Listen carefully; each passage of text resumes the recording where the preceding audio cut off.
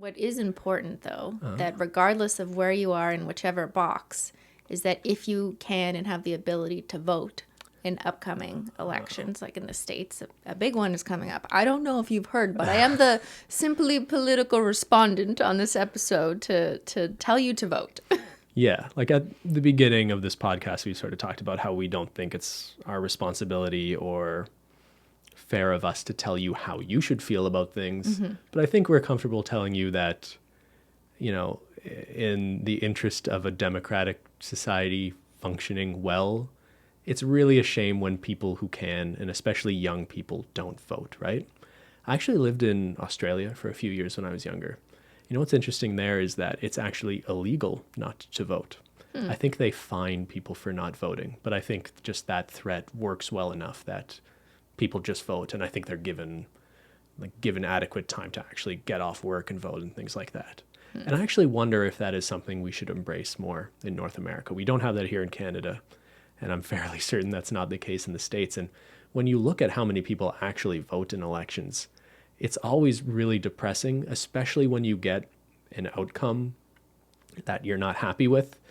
When you think of like, oh, like that guy got 50% of the vote, but he only got 50% of the vote of the 30% of people who actually voted, right? Mm-hmm. That's always a real bummer.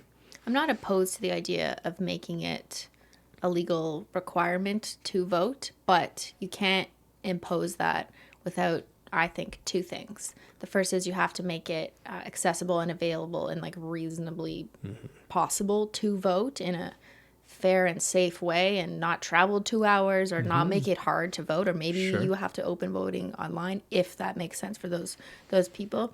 And then the other reason is if someone goes to vote, they still need to be able to choose that they are not voting for any of the listed candidates. So you can choose to abstain to vote. Yeah. As long as you have that choice, because it is also your prerogative if you don't want to pick any of these people.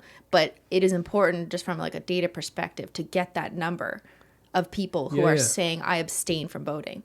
And you should be allowed to abstain as well. But not abstain, just be like staying home and not filling it out, because it is important to have that data too. Recorded that. Because what if there's a whole bunch of people abstaining? Maybe that can have some impact in the actual outcome of how they weigh the votes for the popular vote. I'm not sure if Elections Canada reports on it. I think they did at least at one point, but they used to give the number of how many people were just deliberately spoiling their ballot. And I think that says something. If that number goes up, and that's important. And I think you make a really good point about making it easy to vote. And that's why it is incredibly alarming when you have a political party actively discouraging people from voting and trying to make it harder to vote by mail.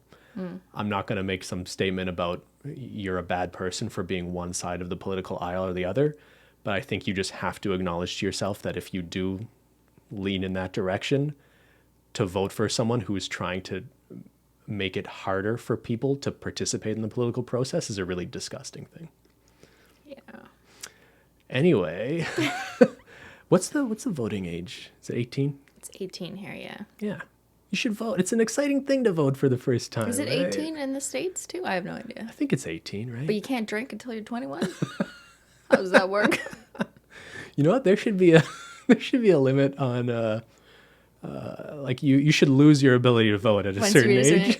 Well, you know, I'll tell you one thing. One of my grandmas shouldn't be allowed to vote anymore.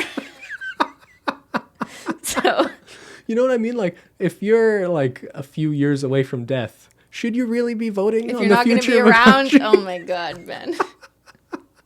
I don't know who gets to decide that age. That's incredibly morbid, but from a very practical point of view, there's something to this. There is something to think about. Maybe if you're past the average life expectancy, you should just not be able to vote. I think that's like 86 for men, maybe. Oh, it's not that high. It was like 70. Or maybe I'm thinking of women. It's much higher for women. It was so women can vote later for longer. That's right. I'm okay. We'll take away the men's right to vote. How about that? When you hit 70, you're done. All right, deal. We could run a political campaign just on that idea.